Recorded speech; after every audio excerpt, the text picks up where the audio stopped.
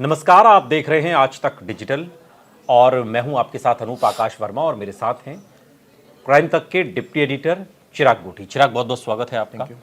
महाराष्ट्र के बदलापुर में एक प्राइवेट स्कूल की 2 नाबालिग बच्चियों के साथ कथित तौर पर यौन उत्पीड़न के आरोपी अक्षय शिंदे की सोमवार को पुलिस मुठभेड़ में मौत हुई है।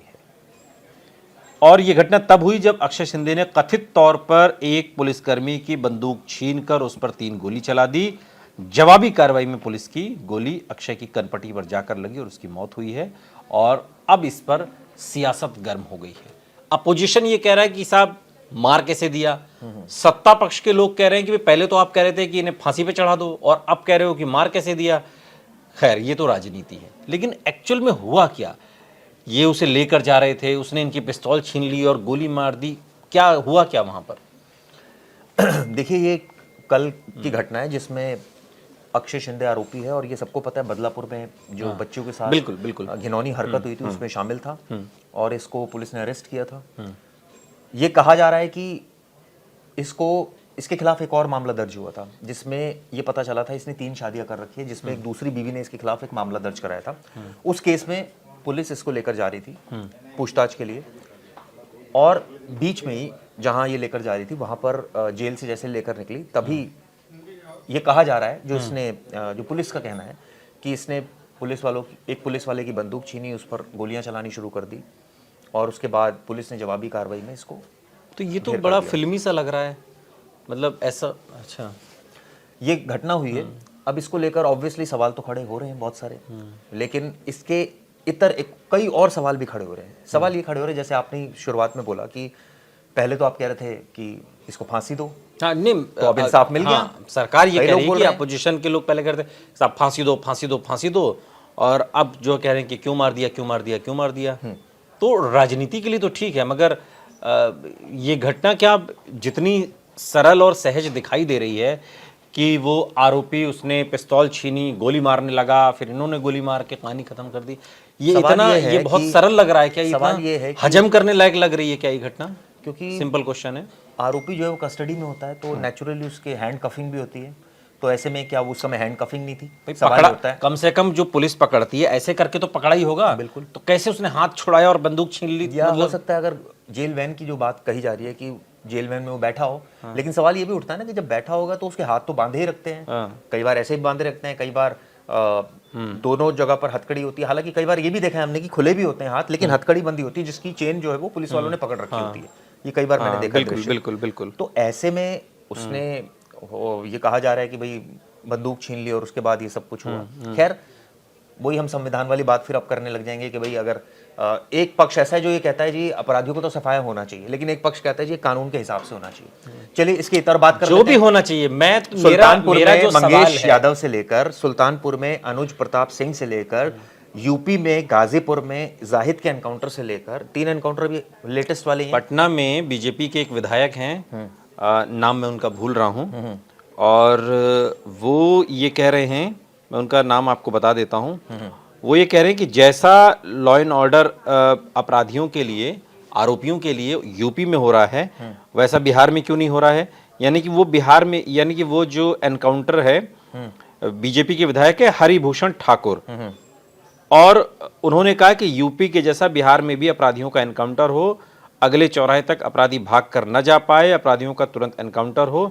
सीएम नीतीश और बीजेपी नेतृत्व से उन्होंने ये मांग की है। हम क्या ये कल्चर डेवलप कर रहे हैं क्या?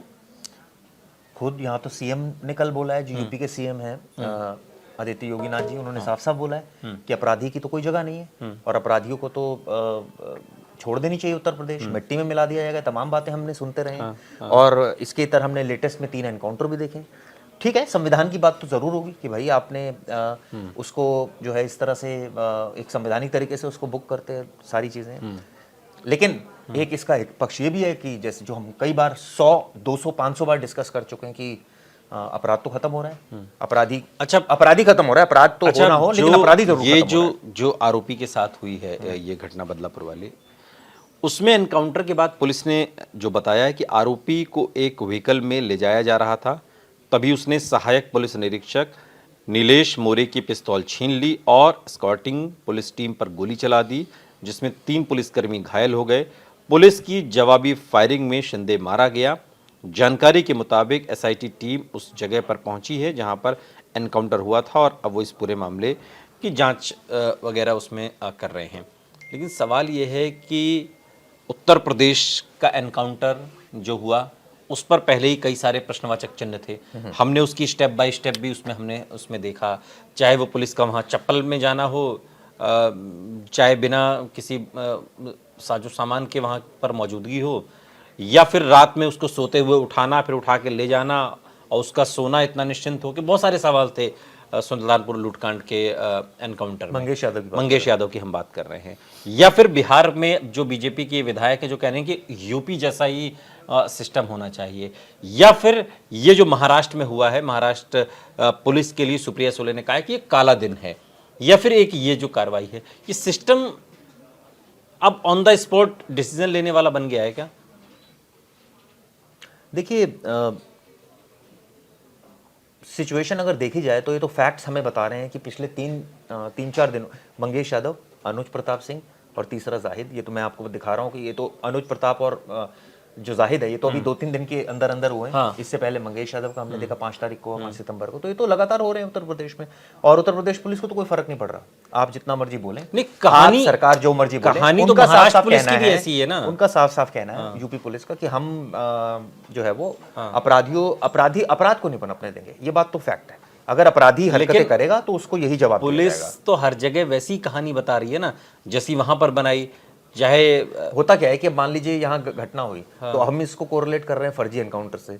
ठीक है, हो सकता है ना भी हो सकता है हम ऐसा हुआ फर्जी भी हो। कह भी नहीं रहे, हम तो कह रहे हैं इशारा कि वही है ना, हम कहने तो का कह रहे हैं कि ये जो एनकाउंटर हुआ है इस पर सवाल उठ रहे हैं। सवाल उठ रहे हैं आपने, इसका मतलब आप सवाल इसलिए उठ रहे हैं क्योंकि इतनी बेपरवाही, इतनी लापरवाही, आप किसी अपराधी को ले जा रहे हैं, आरोपी को पकड़ के, उसने आपकी पिस्तौल भी छीन ली, तो आप भी बिल्कुल क्या हाथ झुलाते हुए ही चल रहे थे साथ में। आप कोई आरोपी आपके साथ चल रहा तो आप भी उसको पकड़ेंगे तो सही, कम से कम कि आप चल रहे हैं ऐसे तो कोई राह में आप चल रहे हो, आपको कोई पिस्तौल छीन के आपको मार देगा, मतलब आप कैसे हैं? आपने अब जब वो पिस्तौल छीन रहा था तो मतलब इतने लापरवाह, इतने बेपरवाह, इतने के मस्तमौला में चल रहे थे पुलिस वाले कि कोई होशो हवास ही नहीं था कि कोई पिस्तौल छीन ली।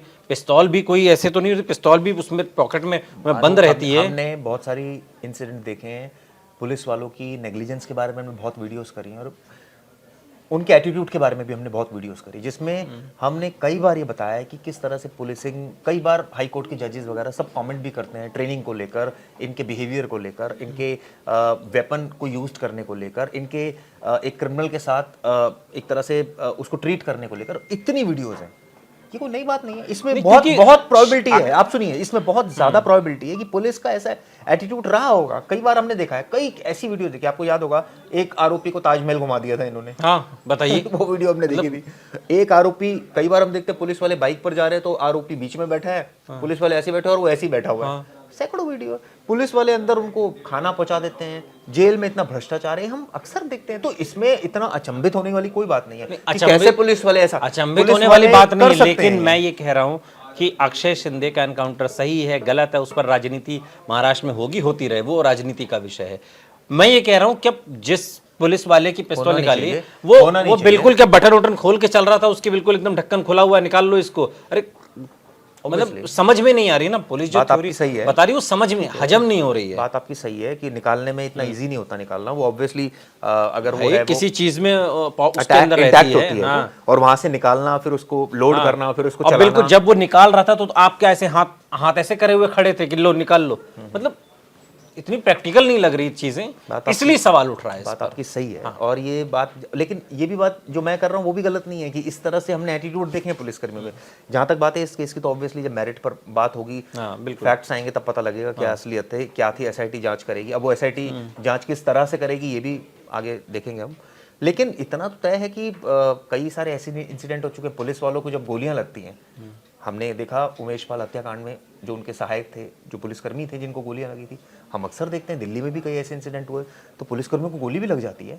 तो इसमें ये कहना कि पुलिसकर्मी सो रहे थे, कई बार ऐसा होता है, सिचुएशन नहीं होती अनूप, या कई बार पिस्टल जो है वो इस कंडीशन में होती है कि उन्होंने बिल्कुल ऐसे रखी हुई है अपनी पिस्टल कि भाई वो लेकर जा रहे हैं कि कभी जरूरत पड़े तो तुरंत चलाई जाए। उस स्थिति में भी होते कई बार हथियार, तो हो सकता है उस समय निकाल लिया और उस समय एकदम तुरंत फायर कर दिया। तो देखिए, क्वेश्चन तो हम रेस कर सकते हैं, वो हमारा काम है, क्योंकि हम मौके पर तो है नहीं, लेकिन इतना तय है कि ये इंसिडेंट्स जो बहुत सारे हुए हैं, ये खौफ तो पैदा करते ही हैं। ये भी सवाल खड़ा करते हैं कि भाई संवैधानिक तरीके से काम नहीं हो रहा है, लेकिन एक सुकून भी देते हैं एक दूसरे पॉइंट ऑफ व्यू पे। जो बहुत सारे ऐसे लोग हैं जो ये मानते हैं और ये कहते हैं बहुत अच्छा हो रहा है। मैं आपको फैक्ट बताऊं, लोग कहते हैं अपराधी के साथ ये ट्रीटमेंट होना चाहिए, इसके अलावा और कोई ट्रीटमेंट ही नहीं है। बहुत लोग ऐसा बोलते हैं, सोशल मीडिया पर हम रोज पढ़ते देखते हैं। यानी सोशल मीडिया पर तो इसकी वाहवाही भी हो रही है, ये भी मैं आपको तो मैंने बहुत मिठाइयाँ सारे, बांटी हैं, हाँ, मिठाइयाँ बांटी हैं और मिठाइयाँ बांटी हैं, बदलापुर में तो कई जगह पर ऐसे मिठाइयाँ बांटी है। तो अलग अलग तरीके के रिएक्शंस है, लेकिन जहां तक बात है कि अपराधी को, ये तो बात सच है कि सख्त से सख्त सजा मिलनी चाहिए, अपराध की तो कोई जगह नहीं होनी बिल्कुल, चाहिए। और कानून सम्मत भी, क्योंकि ये चलन तो सही नहीं हो सकता ना। इसमें होता क्या है कि कई बार कुछ ऐसे लोग भी इसका शिकार हो जाते हैं। हैदराबाद में हमने देखा था, जो रेप की खबर थी, जो जिनका उस अपराध से ताल्लुक़ नहीं होता वो भी इसके लपेटे में आ जाते हैं। एनकाउंटर की जो पिस्तौल है वो उनके ऊपर भी चल जाती है। ये न्याय का तरीका नहीं हो सकता। बेशक इसकी कितनी तारीफ की जाए, कितनी आलोचना की, ये न्याय का तरीका नहीं हो सकता। न्याय के लिए न्यायालय है और न्याय वहीं से मिलना चाहिए। ऑन द स्पॉट अगर डिसीजन होने लगेगा तो बहुत दिक्कत हो जाएगी। और पुलिस को भी ये सोचना चाहिए कि इतनी बेपरवाही भी ठीक नहीं कि आप चल रहे हैं और आपकी कोई पिस्तौल निकाल के आप पर ही तान दे। बहुत बहुत शुक्रिया चिराग इस तमाम जानकारी के लिए। यहाँ रुक रहे हैं, लेकिन आप कहीं जाइएगा नहीं, बने रहिए हमारे साथ, देखते रहिए आज तक डिजिटल।